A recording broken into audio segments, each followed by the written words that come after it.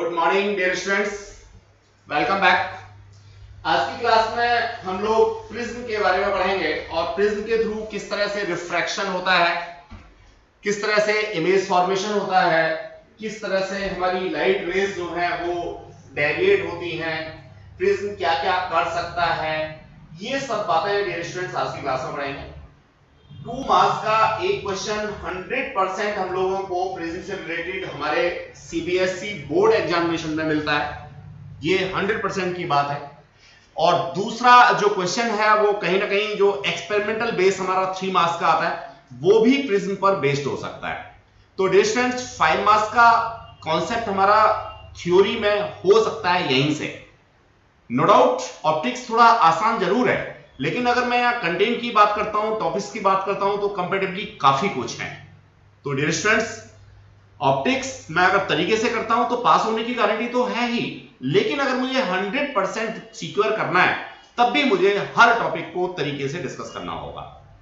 तो dear students prism के बारे में हम लोग बात कर रहे थे। एक बात और मैं यहां आपसे शेयर करना चाहूंगा, रिफ्रैक्टिव इंडेक्स ऑफ प्रिज्म निकालना हमारे सिलेबस में है एक्सपेरिमेंट्स के में। तो ये एक ऐसा एपरेटस होता है जो हर स्कूल की लैब में, मतलब अच्छी से अच्छी लैब में और घटिया से घटिया लैब में कम से कम 15-20 एपरेटस होते हैं। तो ज्यादातर बच्चे इसको प्रीफर करते हैं, ज्यादातर टीचर भी प्रीफर करते हैं एग्जामिनेशन के लिए। अब ऑब्वियसली जब सबके पास एक जैसा एक्सपेरिमेंट आएगा डियर स्टूडेंट्स, तो एग्जामिनर तो वाइवा के क्वेश्चन के अंदर ही देखेगा, डिस्क्रिमिनेट करेगा कि कौन सा स्टूडेंट क्या काम कर रहा है। तो डियर स्टूडेंट्स इसकी जो यूटिलिटी है वो निश्चित रूप से इसके लिए बहुत ज्यादा है कि आपके वाइवा के क्वेश्चन तैयार हो जाएं और 2 मार्क्स का फाइनल एग्जामिनेशन का कम से कम तैयार हो जाए। और अगर by chance by luck 5 marks का आपको मिल जाता है 2+3, तो हो सकता है आपको 3 मार्क्स भी और मिल जाए यहीं से। एक और इंपॉर्टेंस डियर स्टूडेंट्स, ज्यादातर बच्चे फाइनल एग्जामिनेशन से कुछ पहले दौड़ते हैं मार्केट में, क्या project sir, project project project, कुछ तो 500 रुपए में खरीद के लाते हैं, कुछ 2-2000 रुपए में खरीद के लाते हैं। अरे भैया ऐसा कुछ नहीं करना, बड़ा सिंपल सा कॉन्सेप्ट है, इन्वेस्टिगेटिव प्रोजेक्ट है। आप एक हॉलो प्रिज्म उठाओ, हॉलो प्रिज्म के अंदर कोई भी मटेरियल ले लो, आपने मान लीजिए पेट्रोल ले लिया, अलग अलग 4 पेट्रोल पंप से पेट्रोल लिया, अब उस पेट्रोल का रिफ्रैक्टिव इंडेक्स निकाल के दे दो। कैसे निकालना है ये बात तो हम यहां सीखने जा ही रहे हैं। आपने एक कंपैरेटिव स्टडी दे दी, हो गया सब इन्वेस्टिगेटिव प्रोजेक्ट। चलो एक बच्चे ने पेट्रोल ले लिया, दूसरा डीजल ले लो, तीसरा केरोसिन ले लो, चौथा डिफरेंट सोर्सेज से पानी ले लो, एक आरओ से पानी ले लो, एक प्योरिट से पानी ले लो, एक हार्ड वाटर ले लो, एक ग्राउंड वाटर ले लो। अरे भैया 4 तरह के पानी तुम्हारे पास आ गए, चलो बिस्लरी की बोतल से ले लो, आपके पास 5 तरीके का पानी हो गया। पांचों का तरीके से रिफ्रैक्टिव इंडेक्स निकालो, कंपैरेटिव स्टडी दे दो, भैया बन गया इन्वेस्टिगेटिव प्रोजेक्ट। तो डियर स्टूडेंट्स देखिए ये जो प्रोजेक्ट्स और ये एक्सपेरिमेंट्स जो हैं ये आपको मन से करने चाहिए, दिल से करने चाहिए, सिर्फ मार्क्स के लिए नहीं। मार्क्स तो पता नहीं कितने बच्चे हर साल ले जाते हैं, लेकिन उनका क्या होता है जरा कभी सोचा है आपने? तो डियर स्टूडेंट्स पढ़िए, मन से पढ़िए और जरा देखिए प्रिज्म का कॉन्सेप्ट क्या है और इससे हम क्या क्या चीजें पढ़ेंगे। सबसे पहले तो मैं प्रिज्म आपको एक्सप्लेन कर दूं डियर स्टूडेंट्स। देखिए ये एक ट्रायंगुलर लेमिना होता है, ये कांच का बना हुआ है। इट मे बी आपको किसी दूसरे मटेरियल का लैब में मिल जाए, कांच भी हमारा फ्लिंट हो सकता है या क्राउन हो सकता है, व्हाटएवर सो। अगर ये हॉलो है तो इसके अंदर जो भी लिक्विड आप फिल करेंगे उसका प्रिज्म बन जाएगा। तो ये ट्रायंगुलर लेमिना है, इसको हम लोग प्रिज्म का नाम देते हैं। डियर स्टूडेंट्स अगर आप देखेंगे तो ये हमारा इक्विलिटरल प्रिज्म है, ज्यादातर लैब के अंदर इक्विलिटरल प्रिज्म ही मिलता है जिसके तीनों एंगल सेम होते हैं या तीनों साइडें कैसी होती हैं, सेम होती हैं। गेटिंग द कॉन्सेप्ट और नॉट? अब डियर स्टूडेंट्स अगर मैं फिगर के साथ में इसको कंपेयर करना चाहूं तो देखिए ये इसका बेस है, आप देखेंगे मैं घुमा रहा हूं, शायद आपको ये चीज क्लियर हो रही होगी। ये इसका बेस है और ये इसका टॉप है, ये इसके रिफ्रैक्टिंग सरफेस है। तीनों ही सरफेस मेरा रिफ्रैक्टिंग सरफेस हो सकते हैं। डियर स्टूडेंट्स इस फिगर को मैं देखता हूं तो देखिए नीचे वाली फिगर के साथ में ये प्रिज्म इस तरीके से रखा हुआ है, यानी आपको जो ये दिखाई दे रहा है वो फेस दिखाई दे रहा है, ठीक है। और ऊपर वाली के साथ में मैं बात करता हूं तो ये प्रिज्म ऐसे रखा हुआ है dear students, getting the concept और नॉट? ये देखिए प्रिंसिपल सेक्शन की बात हम लोग करते हैं तो ये बेसिकली फेस को ही दिखाया हुआ है, जस्ट लाइक ये प्रिज्म का कॉन्सेप्ट है। अब देखिए जिस साइड से आप इंसिडेंट रे इसके ऊपर डालोगे that will be termed as refracting face. जो एज होगा, किनारा होगा, जस्ट लाइक ये किनारा आप देख रहे हैं ऊपर, ये that will be refracting edge. और ये वाला जो फेस होगा जिस पर इंसिडेंट रे आप डाल रहे हो that will be refracting surface. अब angle of prism, obviously angle of prism ये वाला हमारा होता है। मैं इसके क्या बॉटम की बात करूं या टॉप की बात करूं, यहां पे जो मेरा रिफ्रैक्टिंग एज है, रिफ्रैक्टिंग एज के साथ जो एंगल मेरा नीचे या बेस पे बन रहा है या टॉप पे बन रहा है, इसे मैं एंगल ऑफ प्रिज्म के नाम से जानता हूं। डियर स्टूडेंट, ज्यादातर बच्चे गलती ये करते हैं कि प्रिज्म उठा लेते हैं और कभी भी किसी भी ओरिएंटेशन में रख करके काम करना शुरू कर देते हैं। देखिए मैं कितना भी इसको इक्विलैटरल प्रिज्म कहता हूं, लेकिन जरूरी नहीं है कि तीनों जो मेरे एंगल्स हैं वो 60 डिग्री के होंगे। इट मे बी एक 59.5 हो, एक 61 हो, व्हाटएवर सो, तीसरा कुछ अलग हो। तो बच्चों प्रिज्म एंगल का बहुत बड़ा रोल यहां पे होता है। तो मुझे कहीं ना कहीं जब भी एक्सपेरिमेंट करना है इसके ऊपर एक मार्क लगा लेना चाहिए। हमेशा एक ही प्रिज्म एंगल को कंसीडर करके, एक ही रिफ्रैक्टिंग एज को कंसीडर करके, एक ही रिफ्रैक्टिंग सरफेस को कंसीडर करके मुझे अपने सारे के सारे ऑब्जर्वेशंस लेने चाहिए। तो ये प्रिकॉशन है, बड़े काम की चीज है। ये प्रिज्म आई थिंक आपको क्लियर हो गया होगा कि ये होता क्या है। अब इसके थ्रू रिफ्रैक्शन कैसे होता है ये बात हमें यहां समझनी है। बहुत सारी चीजें नई नई मिलेंगी। देखिए होगा क्या, कैसे होगा, जरा समझते हैं, इसी डायग्राम के ऊपर समझते हैं। बड़ी मजेदार सी चीजें आप लोगों को यहाँ पे मिलने वाली हैं। शुरुआत है, जिन लोगों ने लेंस नहीं भी किया है वो भी इसको अगर यहां से करना शुरू करेंगे और छोटी छोटी सी बातें जैसे रिफ्रैक्शन क्या होता है अगर क्लियर होगा, इंसिडेंट एंगल क्या होता है क्लियर होगा, तो ये चीजें आपको समझ में आ जाए होंगी। मैंने फिगर यहाँ खूब बड़ी सी ले रखी है जिससे कि आपको आसानी से समझ में आ जाए। डियर स्टूडेंट्स, मैं समझाता हूं आपको। अगेन ये मैंने यहाँ पे प्रिज्म रख दिया, ये आपको टॉप दिख रहा है और ये वाला जो सरफेस है वो रिफ्रैक्टिंग फेस है। गेटिंग द कॉन्सेप्ट और नॉट? और ये रिफ्रैक्टिंग एज है, ऊपर वाला जो दिख रहा है आपको, ये वाला प्रिज्म एंगल होगा। ये जो फ्रंट में आपको प्रिज्म एंगल दिख रहा है, सेम कॉन्सेप्ट यहाँ पीछे भी प्रिज्म एंगल होगा। और प्रिज्म एंगल निकालने के लिए आप इसकी आउटलाइन बनाते हैं, एक पतली सी पेंसिल से आउटलाइन बनाते हैं और फिर इस एंगल को मेजर करके दे सकते हैं। ये प्रिज्म एंगल आप लोग इस तरीके से मेजर करेंगे। अब देखिए करना क्या है आपने, सिंपल सा, यहां से कोई भी मोनोक्रोमेटिक रे, अब ये मोनोक्रोमेटिक क्या है ये भी समझ लीजिए। मैं बिल्कुल आसान भाषा में समझना चाहूं तो ये मोनोक्रोमेटिक का मतलब सिंगल कलर, सिंगल कलर। अब देखिए सिंगल कलर की भी बात देखो, अगर घर में कभी आपने मम्मी की लिपस्टिक देखी हो तो सारी लिपस्टिक रेड होती हैं, लेकिन हर लिपस्टिक का शेड अलग होता है। गेटिंग और नॉट? तो डियर स्टूडेंट्स देखिए, मैं यार रेड कलर की बात नहीं कर रहा हूं। सिंगल कलर का मतलब रेड कलर नहीं है, रेड कलर डिफरेंट हो सकते हैं। मैं सिंगल वेवलेंथ की बात कर रहा हूं। अब वेवलेंथ का कॉन्सेप्ट क्या है? देखिए जब मैं विजिबल रीजन की बात करता हूं तो मेरे पास विवग्योर, VIBGYOR व्हाटएवर सो, ये डिफरेंट कलर्स मिलते हैं डियर स्टूडेंट्स। 3800 एंगस्ट्रम से शुरू होता है और 7800 एंगस्ट्रम पे जाकर के खत्म होता है। अब रेड की ही बात मैं करूं तो अप्रोक्सीमेटली अकेले रेड के अंदर 1500 शेड होते हैं। तो इन 1500 शेड में से ही कोई एक शेड मुझे चूज करना है। या मैं बात करता हूं ग्रीन कलर की, तो यहां भी डिफरेंट ग्रीन हो सकते हैं। तो मुझे बहुत सारे अलग अलग ग्रीन्स की बात नहीं करनी, एक पर्टिकुलर ग्रीन की बात करनी है, यानी पर्टिकुलर वेवलेंथ की बात करनी है। उस पर्टिकुलर वेवलेंथ की लाइट को मैं यहां से इंसिडेंट करूंगा, उसे कहूंगा मोनोक्रोमेटिक लाइट। अगर मान लीजिए वो कुछ नहीं कह रहा आपसे, वेवलेंथ के बारे में कोई बात नहीं बता रहा, तो आप समझ लीजिए कि आप lambda equals to 6000 angstrom use कर रहे हैं। और ये 6000 एंगस्ट्रम जो है वो मीन वेवलेंथ है किसका? व्हाइट लाइट का। व्हाइट लाइट 3800 एंगस्ट्रम से शुरू होती है, 7800 पे खत्म होती है। इसका मीन जो है वो 6000 एंगस्ट्रम हो गया। और 6000 एंगस्ट्रम जो है नॉर्मल कंडीशन में येलो कलर को रिप्रेजेंट करता है। तो डियर स्टूडेंट्स वो कुछ नहीं कह रहा, इसका मतलब वेवलेंथ आप 6000 एंगस्ट्रम यूज कर रहे हैं। अगर वो अपनी तरफ से कोई भी वेवलेंथ देता है, विजिबल रीजन की देता है, 3800 एंगस्ट्रम हो सकती है, 7800 एंगस्ट्रम हो सकती है, 6100 एंगस्ट्रम कुछ भी हो सकती है। तो जो हम लोग लाइट की बात कर रहे हैं, अगर आप व्हाइट लाइट में इसको यूज कर रहे हैं, इसका मतलब you have to pursue here 6000 angstrom. चलिए, तो ये मोनोक्रोमेटिक का कॉन्सेप्ट क्लियर हो गया। आई होप सो, कहीं कोई दिक्कत आपको नहीं होगी।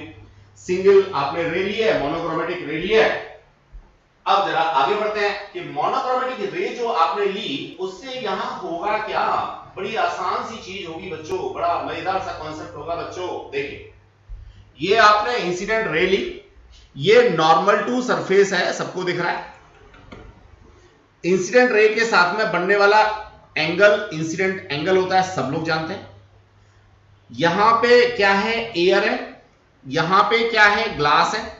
डिस्टेंस जब भी रेयर मीडियम से डेंसर मीडियम में लाइट रे आएगी तो वो टुवर्ड्स नॉर्मल शिफ्ट हो जाएगी। नॉर्मल ये है, टुवर्ड्स नॉर्मल शिफ्ट होगी तो आर मेरे पास यानी रिफ्रैक्टेड एंगल ये होगा। नो डाउट मैं इसको लिख सकता हूं I is greater than are. चलिए बच्चों, अब ये इस मीडियम के अंदर लाइट रे आई और ये इस दूसरे सरफेस पे जाकर के टकरा गई इस जगह पर। अब दूसरे सरफेस पे जहां टकराएगी, ऑब्वियसली यहां भी मेरे को क्या लेना होगा, एक परपेंडिकुलर टू सरफेस लेना होगा जिसे मैं नॉर्मल टू सरफेस कहता हूं। नॉर्मल टू सरफेस के साथ में ये जो रे एंगल बनाएगी that must be r dash. तो सेकंड सरफेस के लिए ये इसका इंसिडेंट एंगल हो जाएगा। अब डेंसर से रेयर जा रही है, डेंसर से रेयर जा रही है तो अवे फ्रॉम नॉर्मल शिफ्ट होगी।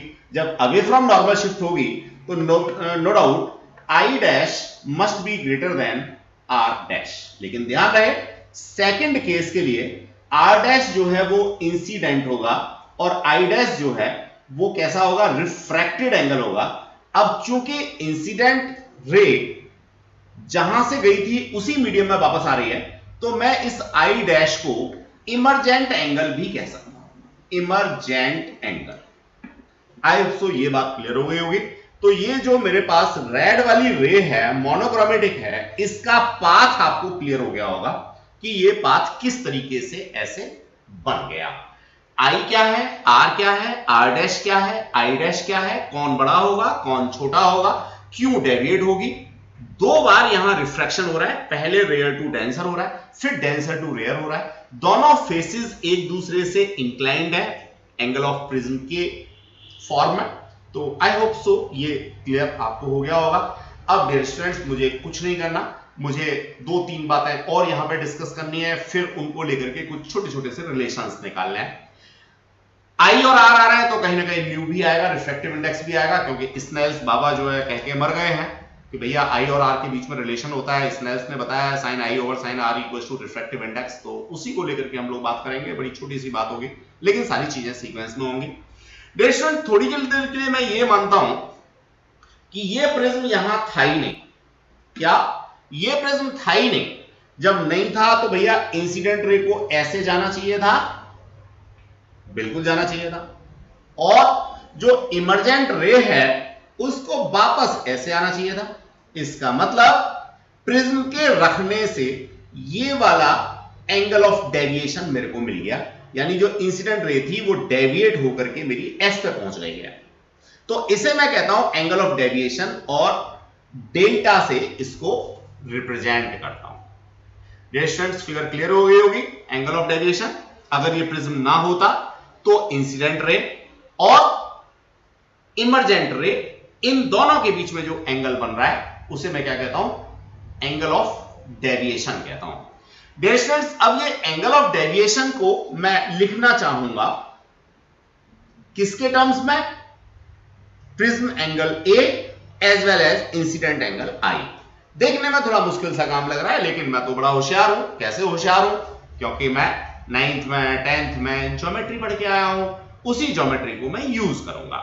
चलिए देखिए, ये जो आपको डेल्टा दिख रहा है एंगल ऑफ डेविएशन, ये नो डाउट एक्सटीरियर एंगल है। किस किस का? इस वाले एंगल का और इस वाले एंगल का सम डेल्टा के बराबर है। अब ये जो मैंने यहां पे एंगल कहा है इसको सपोज मैं 1 कह देता हूं। तो देखो बच्चों, 1 जो है वो किसके बराबर है? वो बराबर है कहीं ना कहीं i माइनस आर के।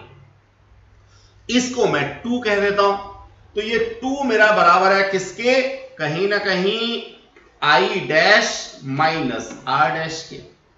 अरे भैया ये i और ये पूरा एंगल एक दूसरे के आमने सामने है, ये i डैश और ये पूरा एंगल एक दूसरे के आमने सामने है, बराबर हो गए।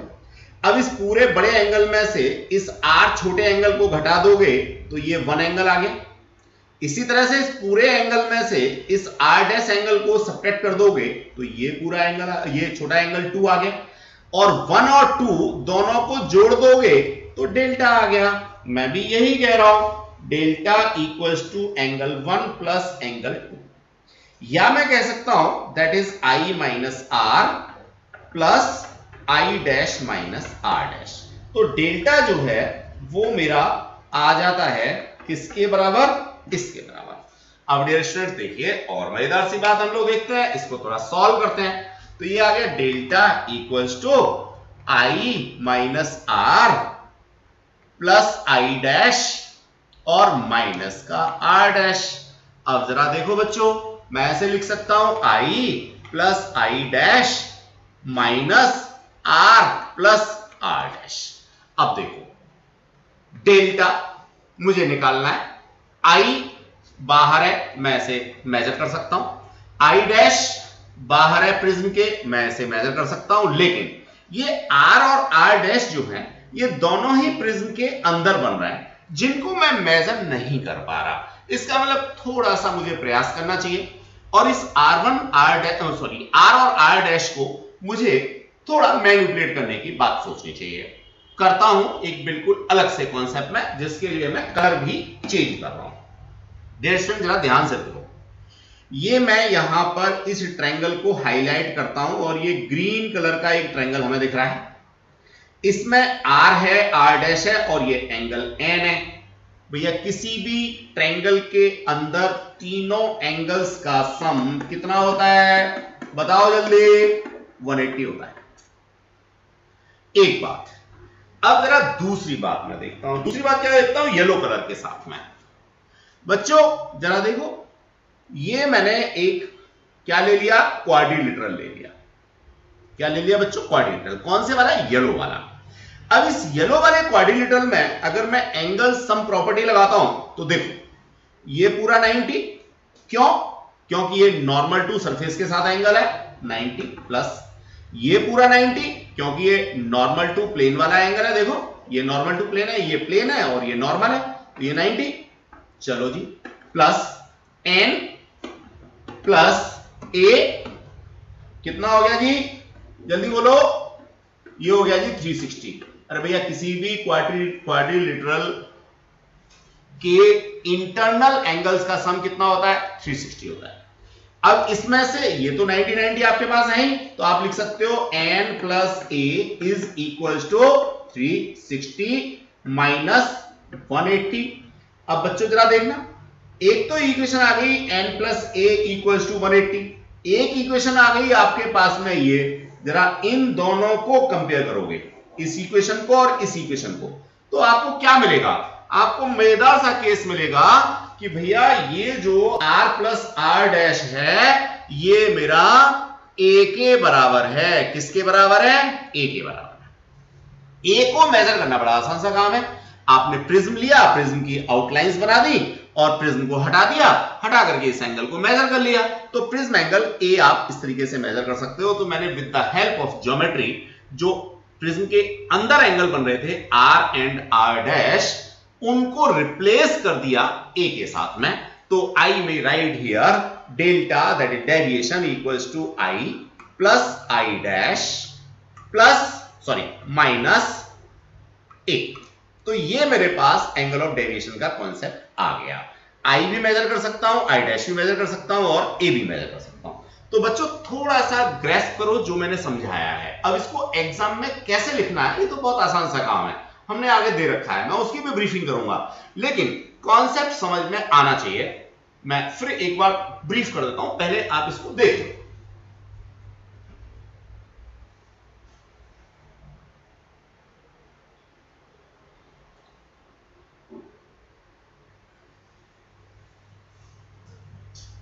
चलो बच्चों, वेरिएबल डेफिनेशन के बाद मैं ये कहना चाहूंगा एंगल ऑफ डेविएशन जो है वो मेरा एंगल 1 प्लस एंगल 2 के बराबर है। मैंने यहां पे लिख दिया angle of deviation equals to angle 1 plus angle 2। मैंने इस एंगल 1 की वैल्यू की बात की तो ये पूरा बड़ा एंगल माइनस आर 1 के बराबर है। मैंने लिख दिया है यहां पे पूरा बड़ा एंगल है मेरा आई के बराबर माइनस आर। इसी तरह से ये पूरा बड़ा एंगल बराबर है किसके, आई डैश के, वर्टिकल अपोजिट एंगल है। माइनस आर डैश में करता हूं तो ये मेरे को 2 एंगल मिल गया, ये मेरे को 2 एंगल मिल गया जी। अब मैंने यहां से 1 और 2 एंगल की वैल्यू को उठा के ये डाल दिया, इसको मैंने रीअरेंज किया। डेल्टा इक्वल्स टू मेरे को मिल गया I minus are plus I dash minus are dash. Delta equals to I plus I dash, इसको इधर ले गया, माइनस ये दोनों आर डैश यहां आ गए। अब ये R और R डैश जो है वो प्रिज्म के अंदर है, तो मुझे कहीं ना कहीं with the help of geometry इनकी वैल्यू को रिप्लेस करना है A के साथ में जो मेरा बाहर बन रहा है। तो मैं कैसे करता हूं, एक बार ये ट्रायंगल कंसीडर करता हूं बच्चों, इस ट्रायंगल में एंगल सम प्रॉपर्टी लगाता हूं। एक बार ये क्वाड्रिलेटरल में यहां पे कंसीडर करता हूं। क्वाड्रिलेटरल में ये 90 है बिकॉज ऑफ प्लेन और परपेंडिकुलर है, ये 90 है बिकॉज ऑफ प्लेन और परपेंडिकुलर है, 90 90 लिख दिया। प्लस का मैंने यहां पे एंगल ए कहा, तीसरा एंगल, प्लस का मैंने एंगल ये कहा, सॉरी तीसरा एंगल एन कहा मैंने, ये रहा, और चौथा एंगल मैंने ए कहा, ये रहा, दैट इज 360। यहां से मैंने देखा तो n plus a equals to 180 आ गया, 360 माइनस 180 करके। अब इन दोनों इक्वेशंस को अगर मैं आपस में कंपेयर करता हूं तो मैं पाता हूं क्या r प्लस r डैश मेरा a के बराबर है। तो आई होप सो ये बात आपको क्लियर हो गई होगी। Ultimately angle of deviation delta equals to I plus I dash minus A के बराबर मुझे मिल गया। ये छोटी सी बात मैंने की। अब यहां से आगे की जो मैं बात करूंगा वो आगे करूंगा, पहले इसको मुझे कैसे लिखना है ये बात समझ लेता हूं।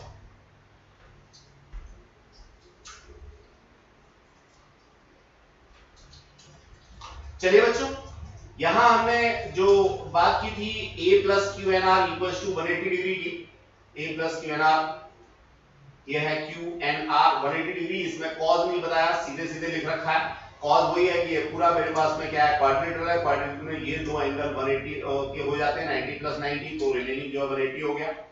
अब मैंने यहां से लिखा r plus r dash Q N R equals to 180 और a equals to r plus r dash.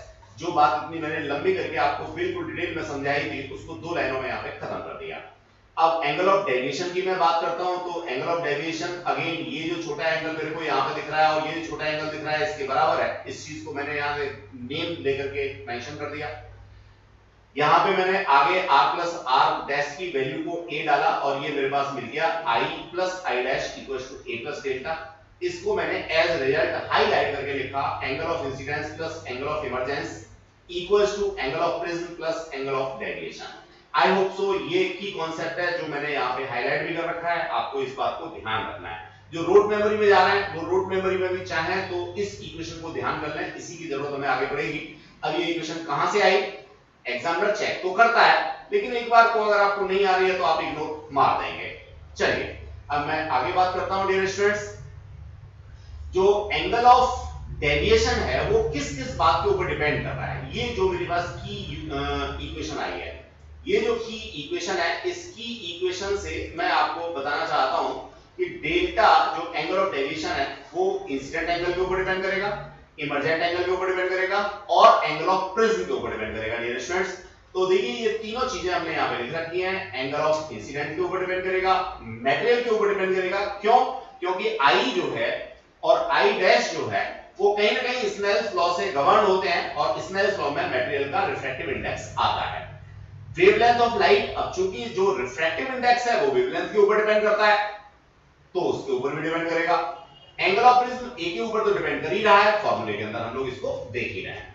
तो डियर स्टूडेंट्स अब ये तो अंदर छुपी हुई बातें हैं, भैया मटेरियल के ऊपर डिपेंड कर रहा है, वेवलेंथ के ऊपर डिपेंड कर रहा है, ये बात हम लोग पहले ही डिस्कस कर चुके हैं। आगे फिर दोबारा से एक बार डिस्कस कर देते हैं। वही डायग्राम एज इट इज हम लोगों ने पुट किया। अब यहां हम एक स्पेशल केस की बात करेंगे। क्या स्पेशल केस की बात करेंगे? जो हमें अपने एक्सपेरिमेंट की हेल्प से निकालना है, जो लैब के अंदर हम करते हैं। ये जो मेरे पास इंसिडेंट एंगल है, इस इंसिडेंट एंगल की वैल्यू को मैं चेंज करूंगा। जनरली 35 से शुरू करता हूं, 35, 37, 39, 41, 43, 45, 47, यानी 2-2 डिग्री के डिफरेंस पे इस इंसिडेंट एंगल को चेंज करता हूं। उसके करस्पॉन्डिंग मैं क्या करता हूं, angle of deviation find out करता हूं डियर स्टूडेंट्स एक्सपेरिमेंटली। हेंस भाई एक यहां पे ग्राफ बनाता हूं, किस किस के बीच में, आई और एंगल ऑफ डेविएशन डेल्टा के बीच में। जब ये ग्राफ बनाता हूं तो ये मेरे को शेप लेके आता है। अब इस शेप पे मैं क्या देखता हूं कि जहां मेरा एंगल ऑफ डेविएशन मिनिमम है उस जगह पर इंसिडेंट एंगल और इमर्जेंट एंगल आपस में क्या है, बराबर है बच्चों। ठीक है, बस ये चीज मैं इस ग्राफ की हेल्प से पकड़ लेता हूं, यानी एक्सपेरिमेंटली पकड़ लेता हूं। इस चीज को मैंने लिखा भी है, the minimum value of angle of deviation suffered by a ray on passing through a prism is called the angle of minimum deviation. Deviation तो हम ऊपर पढ़ रहे थे, ये कोई भी वैल्यू हो सकती थी, लेकिन मिनिमम डेविएशन की बात करते हैं तो मिनिमम डेविएशन जो है वो हमारा पर्टिकुलर केस में ही होता है जब हमारा इंसिडेंट एंगल और इमर्जेंट एंगल आपस में बराबर होते हैं। तो डियर स्टूडेंट्स ये चीज हमने यहां से उठा ली और अब इस चीज को उठा करके जो हमारी की कॉन्सेप्ट वाली इक्वेशन थी जिसको हमने अभी ऊपर रेड मार्क किया था, अभी थोड़ी देर बाद निकाला था, इसके अंदर डालते हैं और मजेदार सा एक रिलेशन निकाल के देते हैं, आपको मजा आएगा। देखिए इक्वेशन है a plus delta equal to I plus I dash in a particular condition I equals to I dash as well as R equals to R dash and delta equals to minimum angle of deviation delta m. Getting the concept or not? बस अब तो कुछ बचा ही नहीं बच्चों। आप क्या करोगे, ऊपर से ये वैल्यू उठाओगे, I की वैल्यू निकालोगे, इस वाले ब्रैकेट से ये आप वैल्यू R की निकालोगे इन टर्म्स ऑफ A, तो R इक्वल्स टू आ गया a बाई 2 और I इक्वल्स टू आ गया a plus delta m by 2। इन दोनों वैल्यूज को उठाओ, स्नेल्स लॉ के अंदर डाल दो तो आपको रिफ्रैक्टिव इंडेक्स मिल जाएगा। वही काम कर रखा है डियर स्टूडेंट्स, देखिए ये रहा mu equals to sine I over sine R या म्यू इक्वल्स टू I की value a plus delta m over 2 और R की वैल्यू a बाई 2, दोनों हमने प्लेस की, ये रिलेशन हमें मिल गया। इसी रिलेशन की हेल्प से हम लोग प्रिज्म के मटेरियल का रिफ्रैक्टिव इंडेक्स फाइंड आउट करते हैं। मान लीजिए कांच का बना है तो ये फ्लिंट का बना है या क्राउन का बना है, ये रिफ्रैक्टिव इंडेक्स में निकाल सकता हूं। तो ये पूरा का पूरा जो ग्राफ हम लोगों के बना करके क्या minimum value of angle of deviation find out करनी है, वो हम ग्राफ की हेल्प से, एक्सपेरिमेंट की हेल्प से निकालते हैं, इस फॉर्मूले में वैल्यू प्लेस करते हैं और हमें refractive index of prism material dear students मिल जाता है। अब देखिए ये तो मेरे पास आ गया जनरल फॉर्मूला जिसमें जनरली मैं इक्विलैटरल प्रिज्म जिसमें प्रिज्म एंगल मेरा 60 डिग्री होता है वो लेकर के करता हूं। अब इसी का एक स्पेशल केस मैं यहां आपके साथ में शेयर करने जा रहा हूं। डियर स्टूडेंट्स स्पेशल केस क्या है, स्पेशल केस है कि ये जो प्रिज्म है ये प्रिज्म मेरा इक्विलैटरल प्रिज्म नहीं है। फिर कौन सा प्रिज्म है, एक ऐसा प्रिज्म है जिसका प्रिज्म एंगल स्मॉल है, देखो हाईलाइट कर रखा है मैंने, यानी वो प्रिज्म जो है वो कुछ इस तरीके से होगा, लाइक दैट। अगर मैं यहां से इंसिडेंट रे की बात करता हूं, ये नॉर्मल टू सरफेस लेता हूं, फिर ये नॉर्मल टू सरफेस लेता हूं और ये लेता हूं, तो ये जो प्रिज्म एंगल है, अब देखो इस फिगर में ए बी और सी लगभग बराबर के एंगल दिख रहे हैं, इक्विलैटरल प्रिज्म है, जो आप लैब में यूज करोगे वो भी इक्विलैटरल मिलेगा, लेकिन ये स्पेशल काइंड प्रिज्म है जिसके लिए मैं यहां पे पढ़ रहा हूं deviation through a prism of small angle. ये स्मॉल एंगल कौन सा है, स्मॉल प्रिज्म एंगल है, यानी ये वाला एंगल छोटा है। ऑब्वियस है तीनों मिलाकर के तो 180 ही होंगे, अगर मैं इसको बी कह दूं इसको सी कह दूं तो ए बी सी दोनों तीनों का सम तो 180 होगा, लेकिन ये बहुत छोटा है। कितना छोटा है, एंगल छोटा है और ये नियर अबाउट टू 10 डिग्री है बच्चों। तो ये एक स्पेशल केस हम लोग यहां पढ़ने जा रहे हैं। इस स्पेशल केस को हम लोग लैब में यूज नहीं करेंगे, बिकॉज ऑफ लैब में तो हम लोगों को इक्विलिटरल प्रिज्म मिल रहा होता है। ठीक है स्टूडेंट्स, जब ये छोटा प्रिज्म एंगल होगा तो उस स्थिति में काम तो मैं वही करूंगा, क्या इंसिडेंट एंगल लूंगा, इंसिडेंट एंगल के करस्पॉन्डिंग एंगल ऑफ डेविएशन निकालूंगा, ग्राफ प्लॉट करूंगा, एक पर्टिकुलर जगह पे एंगल ऑफ डेविएशन मेरा मिनिमम हो जाएगा, वहां आई आर के बराबर हो जाएगा, कंडीशंस तो वही होंगी, लेकिन प्रिज्म मेरा स्पेशल काइंड होगा जिसमें ए की value near about to 10 degree होगी। तो बच्चों देखो, जैसे ही मैं ये चीज करता हूं तो अब स्पेशल केस डाल देता हूं, भैया स्पेशल केस का प्रिज्म लिया है तो स्पेशल केस ही मेरे को डालना होगा। देखिए mu equals to sine I over sine R होता है।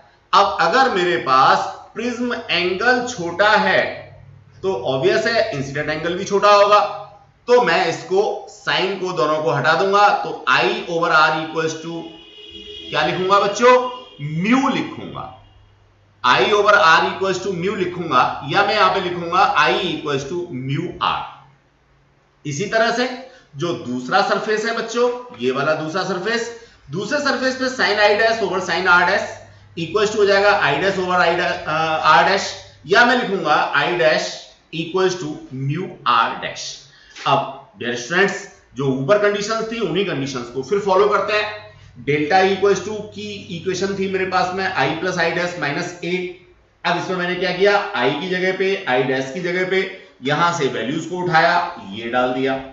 अब यहां से मैं क्या देखता हूं, म्यू को कॉमन निकाल करके R plus R dash minus A. Obviously R plus R dash मैं पहले ही प्रूव कर चुका हूं किसके बराबर है, ए के बराबर है, प्रिज्म एंगल के बराबर है। अल्टीमेटली यहां से मैं ए को भी कॉमन ले लेता हूं, ए को कॉमन ले लेता हूं तो मेरे पास एंगल ऑफ डेविएशन जो है वो आ जाएगा कितना बच्चों, ए मल्टीप्लाइड बाई म्यू माइनस 1। तो ध्यान रहे ये छोटा फॉर्मूला एक स्पेशल फॉर्मूला है जिसको आप अपने लैब में एक्सपेरिमेंट करते समय यूज बिल्कुल नहीं करेंगे। ये सिर्फ तभी यूज करेंगे जब आपका angle of prism near about to 10 degree हो। न्यूमेरिकल्स करते समय भी आप लोग इस बात को एम्फेसाइज करेंगे कि अगर प्रिज्म एंगल 5 डिग्री 10 डिग्री चलो 15 डिग्री तक भी है, then you may use this formula, otherwise you have to use जो लंबे वाला फॉर्मूला है जिसको देख करके कुछ बच्चों को तो पसीना आ रहा था। क्या था, कोई बड़ी बात नहीं थी, ये थी जी।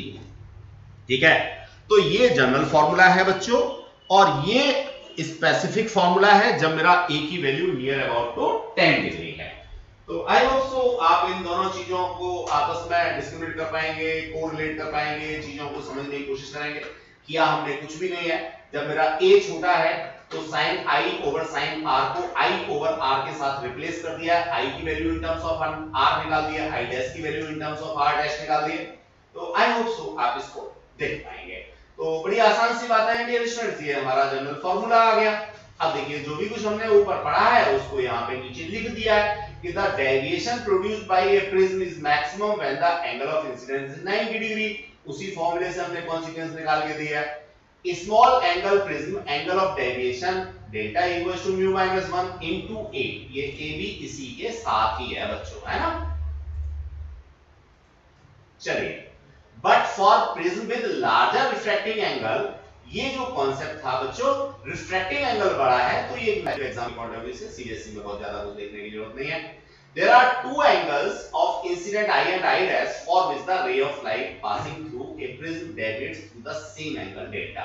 Obvious है, जब हम इस ग्राफ की बात कर रहे हैं तो देखिए यहाँ पे एक पर्टिकुलर एंगल पे तो मिनिमम हो गया, लेकिन यहाँ देखो यहाँ का I और यहाँ का I दोनों आपस में बराबर होंगे जिनके लिए डेविएशन सेम आ रहा है बच्चों। तो यही चीज हमने यहाँ पे ग्राफ के बेसिस पे लिख दी है। अब ये सारे के सारे 1 मार्कर क्वेश्चन है आपके, और 1 मार्कर क्वेश्चन जो है निश्चित रूप से आपके इन्हीं सारी छोटी छोटी चीजों से बनते हैं। अगर आपने 100% अचीव करना है तो नो डाउट इन सारी चीजों को बिल्कुल केयरफुली देखना होगा। इवन प्रेजेंस ऑफ माइंड भी जरूरी होगी बच्चों। ये तो जो हम लोग यहाँ पे दे रहे हैं, मैंने पूरा अपना टाइम लगा करके पूरी चीजों को सोच करके नोट्स कंपाइल किए हैं, लेकिन इसके बावजूद भी आपको प्रेजेंस ऑफ माइंड रखनी है अगर आपने 100 आउट ऑफ 100 लेके आने हैं।